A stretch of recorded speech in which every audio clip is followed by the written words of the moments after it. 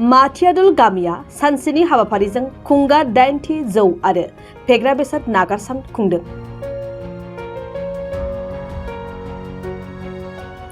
क'क्राझार जिल्ला पर्बतजरा महकुमानि सिङाव थानाय माथियादल गामिया सानसेनि हाबाफारिजों गोग्गो समाज दानाय गुनगोनां सोलोंथाइखौ बिथा खालामनानै खुंगा 8थि जौ आरो फेग्रा बेसाद नागारसान खुंनाय जायो। बे साननि गेवलां मेलखौ मासि लानानै सामलायो पियारि महन ब्रह्मआ आरो बे मेलखौ बेखेवना होयो ब्रह्म धोरोमनि अंकुर ब्रह्मआ। बे गेवलां मेलाव गाहाय आलासि महरै बाहागो लाफैयो पर्बतजरा जिल्ला बर' थुनलाइ आफादनि बारग' आफादगिरि देबकान्त ब्रह्मआ।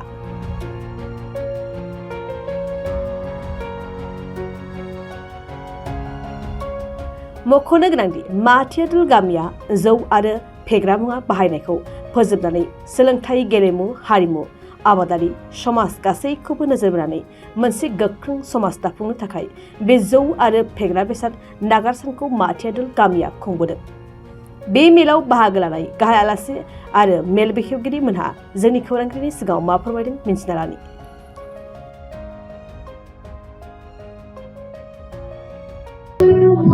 गिबियाव आङो खौरांगिरि नोंथांमोननिसिम साबायखर जासिदों आरो नैबे माथियादल गामिया जे 8थि खेबनि थाखाय बे जौ आरो फेग्रा मुवा बेसाद नागारसान जे फालिनाय बेखौ दिनै 8 बोसोरसिम आवगायबोबाय। बेनि थाखाय बिथांमोननिसिम गासै जोंनि ब्रह्म धर्म आफाद आरो लोगोसे बर' रायजो राजानि जानानै साबायखर जासिदों। दा दिनैनि जे हाबाफारि बे हाबाफारिया समाजाव खोब गोनांथार हाबाफारि आरो बे मेसेजआ थांनाय 2017 मायथाइयावनो सारा आसामावनो ससियेल मिडियानि गेजेरजों भाइरेल जादोंमोन आरो बे हाबाफारि लानायखौ नुनानै जोंनि पर्बतजरा हालामनि सिङाव थानाय मंगलदरा खाथिनि बे माथियादल गामियाव जौ आरो फेग्रा मुवा बेसाद नागारसान जे फालिनाय बे फालिनाय जे मेसेज बेखौ मोननानै आथिखालनि आसामनि मन्त्रि एबा बै समनि दुलाराय बर' फरायसा आफादनि आफादगिरि अखागुरा ब्रह्म सार बिथाङाबो बे माथियादल गामिखौ बाख्नाय हरदोंमोन आरो लोगोसे 2017 मायथाइनि बाक्सा जिल्ला दुलाराय बर' फरायसा आफादनि मोनसे मेलनि गेजेरजों जोंनि आथिखालनि बिटिआरनि चिफ आरो बै समनि दुलाराय बर' फरायसा आफादनि आफादगिरि प्रमद बर' सार बिथाङाबो ससियेल मिडियानि गेजेरजों बुंदोंमोन जे बर' हारिया 20 बोसोर जुदि नागारोब्ला गेरेमसा हारि जागोन आरो मुलुगाव बयनिफ्रायबो गोजौसिन हारि हिसाबै सिनायजागोन बे बाथ्राखौ बुंदोंमोन आरो बेखौ आंबो गोजोननाय मोन्दों। आरो सार बिथांमोना जे माथियादल गामियावहाय जौ आरो फेग्रा मुवा बेसाद जे नागारसान जे फालियो बे मेसेजखौ मोनदों आरो बेनि गेजेरजों मथा-मथि दुलाराय बर' फरायसा आफादाबो जायगा जायगा बे मेसेजखौ रायजोनि गेजेराव होबाय थादों आरो जोंबो दुलाराय ब्रह्म धर्म आफादाबो बहाबा ब्रह्म धर्म आफादनि मोनसे सावरायमेल जायोब्ला एबा सेमिनार जायोब्ला जों बे मेसेजखौ होयो आरो मथथे समाजाव खुब मोजांथार हाबाफारि बेबायदि मोनफ्रोमबो जुदि बर' गामिया जुदि मोजांथार हाबाफारि बेबायदि मोनफ्रोमबो जुदि बर' गामिया जुदि हाबाफारि लायोबा थारैनो समाजाव मोनसे जौगानाय फैगोन। सोलोंथाइ बिथिङाव, राजखान्थि बिथिङाव, समाजनि बिथिङावहाय, धोरोमारि बिथिङाव आरो सोलोंथाइ बिथिं गासैबो बिथिङाव मोनसे जौगानाय फैगोन आं बेखौ फोथायो। बेखौथ' जोंनि ब्रह्म धर्म आफादाथ' बेखौनो मावबाय थादों बे बाथ्राखौनो बे मेसेजखौनो रायजो राजानो होबाय थादों जे जोंनि ब्रह्म धर्मनि शास्त्रआवबो लिरनाय दङ 5 बोसोरनिफ्राय 20 बोसोरसिमनि गेजेराव गथ'फोरनो सैथो सोलोंथाइ आरो सैथो गियानखौ होनांगौ। दा बेवहाय जोङो शास्त्र बिसारनि गेजेरजों जानाय लोंनायखौबो जों माखासे साबधान होदों।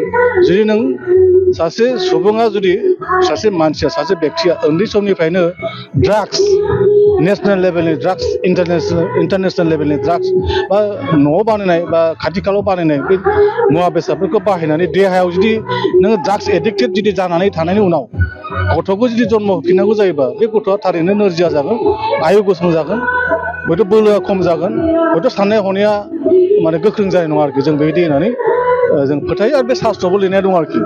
गतिके लाइमोन बोसोरनिफ्रायनो बे ड्राग्सनिफ्राय गोजानाव थानांगौ, फेग्रा मुवानिफ्राय गोजानाव थानांगौ आरो मोजां मुवा बेसादखौ जानांगौ आरोखि। बेनिफ्राय देहाखौ माने जाहाथे सुस्थ' लाखियो बेबायदिखौ जों नाजानांगौ होननानै जों बुंबोबाय थादों आरोखि। आथिखालनि थासारियाव दानि थासारि फेग्रा मुवा बेसाद बाहायनायखौ मा रोखोम नोंथाङा नुनो मोनो? दा जायगा जायगा बे फेग्रा मुवा बेसादखौथ' एसे खम जायगा खम जानायखौ नुदों, नुवाखै नङा।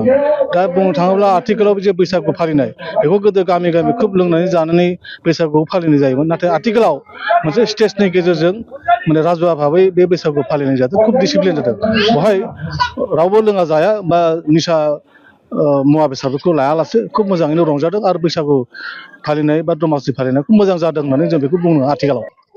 माथितला गामि बायदि गुबुन गुबुन गामिखौबो बिदि फेग्रा मुवा फोरखौ जाहाथे गारो बेखौ आङो रायजो राजाखौ खावलायो।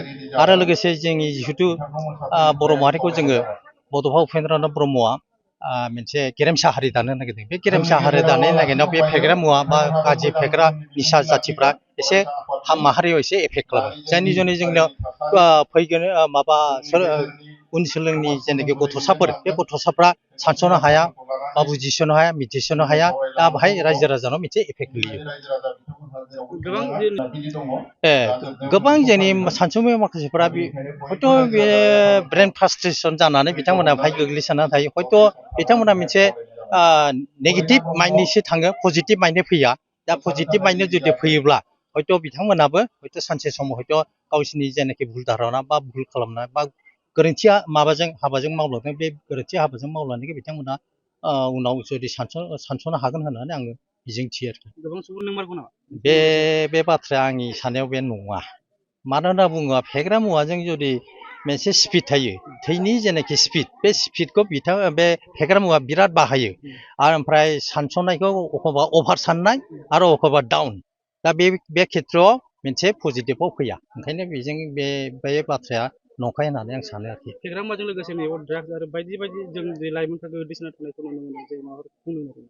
दा बाहाय बिराद बुंनो गोनां बाथ्रा दङ। मानो होनना बुङोबा फैगौ जोंनि जेनाखि अनजालि लाइमोनफोर, बे लाइमोनफोरखौ लानानै जोंनि हारि आरो माहारि आरो हादराबो मोनसे बिथांमोननि सायाव भरसा खालामनानै थायो। दा बिथांमोना जुदि बै फेग्रा मुवाजों जुदि गोलैसोना थायोबा बे बिथांमोना उन समाव बा फैगौ समफ्राव माबोरै गावनि हारि एबा हादरखौ माबोरै सिबिनो हानो बा माबोरै दैथायनो हानो।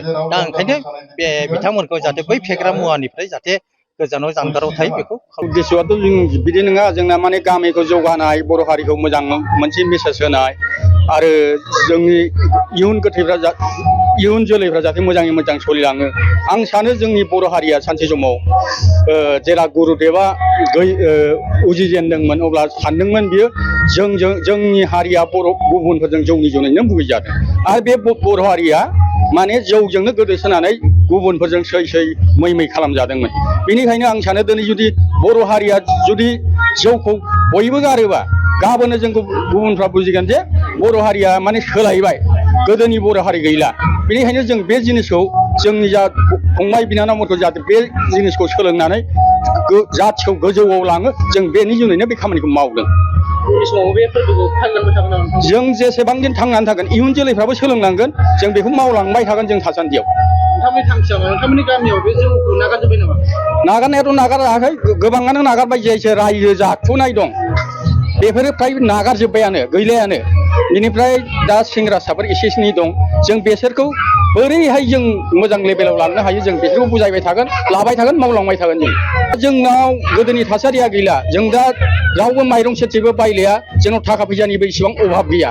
माने जेरै गोसो एरै थाखा फैसायाबो माने गोदो जे जौआव लोंनानै जोंना गोदोसोनानै थायोमोन, दा बे परिस्थितिया गैला जोंनाव। खामायानो रावबो माने समायखौनो दिहुननो हाया, ओरैबायदि खामायाव गोदोनानै थायो जोंनि मानसिया। गामिया खौसेथि फैबाय जोंनाव। गुन गोनां गोजौ सोलोंथाइ लानो गोसो गुदुं मेट्रिक पास जानाय फरायसाफोरनि थाखाय गोजोनथाव खौरां। बड'लेण्ड स्टार एकाडेमियाव फरायसाफोरनि मुं थिसननाया सोलिगासिनो। क'क्राझार सहरनि साहा फारसे साखाथि तितागुरिनि समबाय मावख'नि साखाथियाव थानाय बड'लेण्ड स्टार एकाडेमि जुनियर कलेजाव 2024-25 सोलोंथाइ बोसोरनि थाखाय हायार सेकेन्डारि थाखोआव गुनगोनां सोलोंथाइ लानो गोसो गुदुं फरायसाफोरनि थाखाय मुं थिसननाय हाबाफारिया सोलिगासिनो। 2024 इं मायथाइयाव गायसनजानाय बड'लेण्ड स्टार एकाडेमियाव फोरोंथाय मोननाय रोंगौथि गोनां फोरोंगिरिफोरखौ लानानै साइन्स कमार्स एन्ड आर्ट्स मोनथाम स्ट्रिमनि सायाव फरायसाफोरखौ गुनगोनां सोलोंथाय होनो आवगायदों। बड'लेण्ड स्टार एकाडेमि जुनियर कलेजाव मुं थिसन्नोब्ला फरायसाफोरा माखासे मोजां खाबुफोरखौ मोननो हागोन। सिगांसिन मुं थिसन्नाया सा 10 फरायसा फरायसुलिफोरा फिस होनाङालासे फ्रि एडमिशन मोननो हागोन। गासैबो फरायसा फरायसुलिफोरनि मुं थिसन्नायनि मासुलखौ 30% रेहाय होनाय जागोन। 75% नम्बर लानानै उथ्रिसार जानो हानाय फरायसा फरायसुलिफोरनि थाखाय एडमिशन फिसखौ 40% रेहाय होनाय जागोन आरो 85% नम्बर लानानै उथ्रिसार जानो हानाय फरायसा फरायसुलिफोरनि थाखाय एडमिशन फिसखौ 100% बाङायनि खाबुखौ होनाय जागोन। हौवासा आरो हिन्जावसाफोरनि थाखाय मुलाम्फा गोनां मोजां जाग्रा आरो मोजां थाग्रा खथानि खाबु गोनां हस्टेलनि खाबुखौ मोननो हागोन।